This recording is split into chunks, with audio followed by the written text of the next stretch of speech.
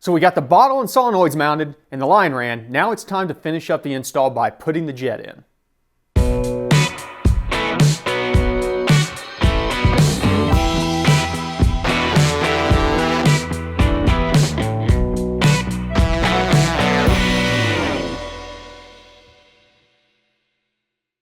Hey everybody, welcome back to the garage, and as usual, big shout out to all the new subscribers out there, everybody that's taking the time to post down in the comments and throwing those likes out there. If you are not already a subscriber, go ahead, click the button down there in the corner, ring that bell.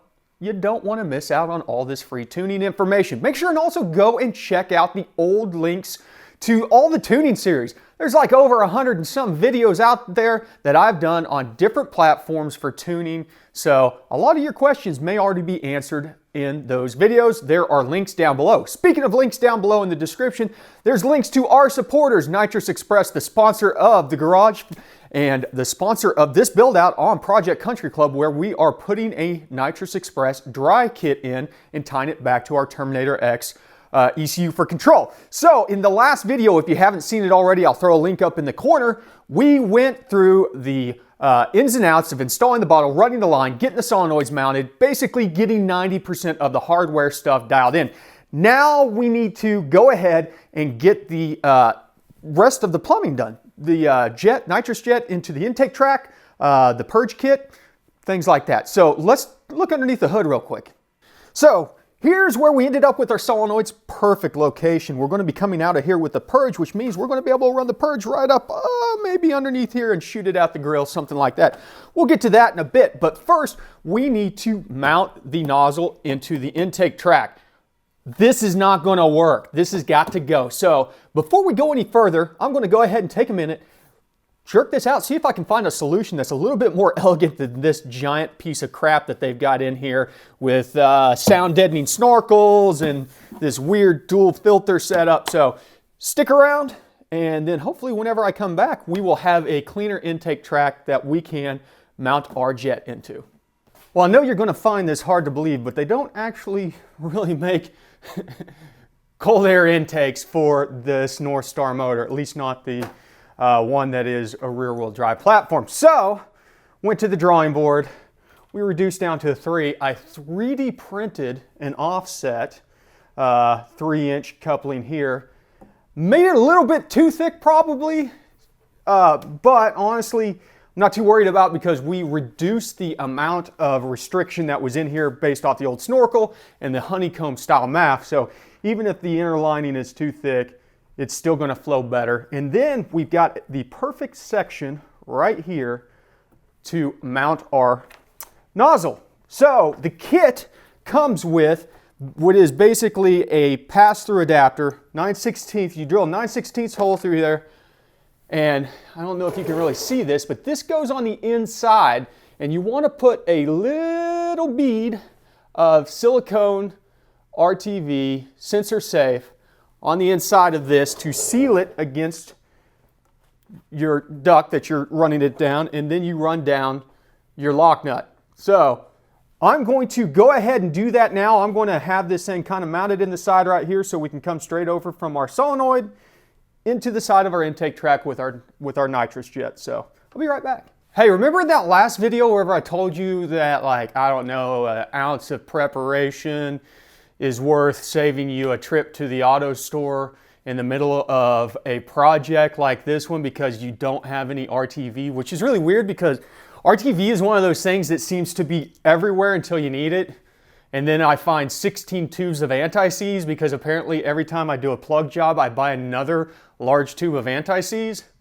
Nonetheless, so if you don't have a Unibit for your shop, get one. Trust me, even the small one, I prefer the small one. I've got 2 of the big ones. I use this one a lot more. This is the best drill bit that you can ever get. Get a decent one. They're expensive. You're going to spend 30 or 40 bucks for a good one, but a good one holds its edge longer. That being said, it makes things like this a lot easier. So we have got our hole in there. Whenever you get done doing your hole, make sure, hit it with a file. You want to clean out the inside. Take a shop towel, spray some brake cleaner on there. Get all of the metal shavings out of there.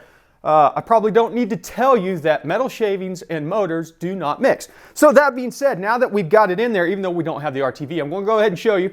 We just have this little fitting. Focus here, camera. Let me get my face out of here. We've got this little fitting here. It comes up from the inside, wah wah, like so. And then we've got our nut fitting. Doop, doop, doop, doop, doop. Come on. Should I edit out me struggling with this? There we go. So, all said and done, this is what it's going to look like. This is where our jet mounts. That's the inside. That's where we need the RTV. I need to go get the RTV, but I also need to get a 3-inch filter. Once again, I normally have 3-inch filters floating around everywhere. I'm out. While I'm there, I'll probably pick up an intake air temp sensor because the other one I have is epoxied into the old intake. Now, that being said, mounting the jet, you want to be upstream, up the throttle body. You want it in a flat section so you get fairly laminar airflow across it.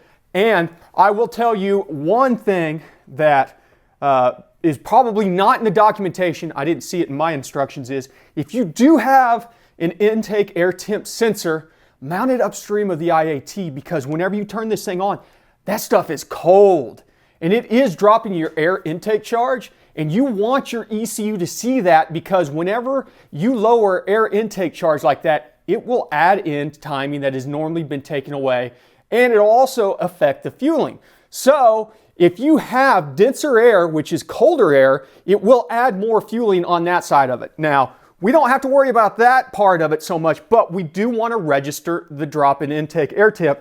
And so I've got this fancy plastic, ABS plastic offset that I built. I'm going to try and just mount an IAT sensor in the side of that because, as I said, I made this thing super thick. This thing's thick enough that I can drill and tap it and be perfectly fine. So I'm going to grab those parts, and then I'll come back and we'll finish up the nozzle install, talk about jetting. Okay, while the RTV is drying on our intake, I thought this would be a good time to go ahead and set up our purge system here. I've already gone ahead, taken the fitting, wrapped it. It's not as critical. This is a purge system. We're basically a controlled leak anyways, but we're going to hook this thing up, and the kit that I have has the hard line. It's not really going to be long enough to get where we want to go because I want to come out the front, so I have got a small section vacuum hose that we're going to hook onto this after we get it kind of set up here. So let me get this tightened down. And this is a ferruled fitting, so you want to take the end off of your tube here and make sure that you have the ferrule on there. It'll fit down inside the fitting, and then we'll make the fitting up. I'm going to go ahead and do a couple bends to get this thing out in the direction that we want, because it's going to go right into that if I leave it as is for now, and then we should be able to screw this thing down and hook our hose up here, and we'll throw a little zip tie on the end of it, and then we'll feed it out to the front somehow. Okay, I've got a nice little offset bend in here. Make sure whenever you bend this though, you leave enough length of straight on the end to mate up your connection. I just have enough on there, it should be all right. We'll go ahead and slide the ferrule on there, and see if I can get her started here. There we go. Push it in till it seats. The actual tube will seat back in the fitting, and then tighten her down. Whenever it goes snug, you don't have to go much further than that to seat that ferrule. So we're going to go right to about there. Now we've got a nice solid fit on there. We're going to run our hose right up, and there's a hose beside here that I'm going to end up zip tying this to that will shoot a nice plume right out through the grill here. And correct me if I'm wrong down in the comments, but this is basically just 1/4 inch brake line. So if you want to go down to your hardware store and get a couple foot of that to do this process instead of doing it the way that I'm doing, feel free, should work. Or you can also buy these kits with a poly line or like a nylon line to facilitate running it easier. But for now, this should be good because we're not going to really have any pressure on it. I'm going to throw a zip tie on here, probably not needed, but I've got plenty of zip ties, might as well use them.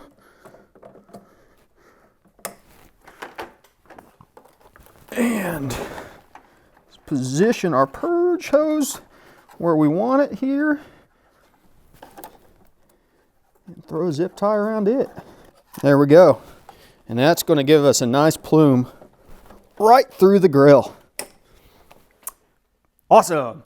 Okay, so that's the purge set done. Just waiting on the RTV stuff to dry. Then we'll install the nozzle and the jet. So I'll be back in a little bit. Okay, we got the intake done. What do you think of my sweet AutoZone special air filter? Yeah, that's got to go. But for now, that'll work. We've got our bung RTV'd in here. Now we're going to talk about installing the jet. So the big thing to keep in mind is that the logo on the fitting on here for the Nitrous Express fitting indicates the direction of flow for the jet. So you want to make sure that whenever you get done tightening this down, is pointed towards the intake manifold. That being said, when it comes to choosing jet size, use the documentation. Follow this. It's not as critical on dry, other than you're going to possibly throw too much in there, but specifically on wet setups, make sure look at the nozzle or the jet sizing to make sure to get the proper fuel jet along with your nitrous jet. That way you don't run lean. Detonation kills motors. Real easy to get lean on a nitrous setup. So that being said, let's go ahead and I've got the jet here, the 52, I believe it is. Yeah, 52, which is a 100 shot. We're going to start with a 100 shot on this, and even then we're going to be using a progressive control from the Terminator X, and we're not going to go 100% duty cycle right off the bat, but we're going to go ahead and thread in the nozzle, get it pointed the right direction here. Now, the jets go in a specific way. You'll see that there is a face on this thing. Sorry, let me get out a picture here. Focus. This mates up to your hose, so it'll fit nice and snug in the fitting here. We can bring our hose over, connect it up,